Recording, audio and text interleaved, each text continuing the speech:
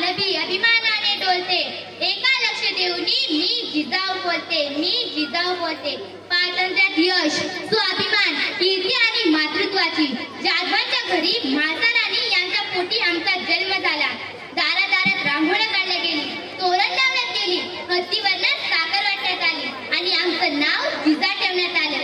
आजूबाजूला सरदारची वर्दळ, युद्धाचे डावपेन, सल्ला, मसलत, रयतेच्या गाराणी, न्यायनिवाडीचं नित्याचल, हे असं होतं आमचं बालपण.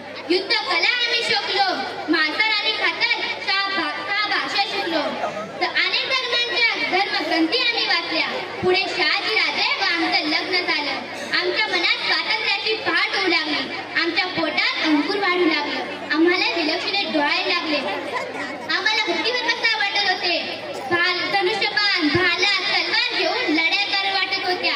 आम्हाला एकूण 6 अपत्ये झाली आणि शेवटचे अपत्य म्हणजे शिवाजी राजे. आम्ही पाहिले स्वराज्य निर्मितीच्या स्वप्नांसाठी शिवबाला आम्ही तयार करत होतो. युद्ध केले, पारंगत केले, सर्वांना समान न्याय देण्याचे धडे दिले, माता भगिनीचा आदर सत्कार करायला शिकवले. पुढे शहाजी राजांनी आम्ही पाहिलेल्या स्वराज्याचे निर्मितीचे स्वप्न त्यांनी पूर्ण केले आणि जेव्हा त्यांच्याविषयी बोलले जातं, एक होते राजे शिवाजी, भीती नव्हती जगाची. एक होते राजे शिवाजी, भीती नव्हती जगाची.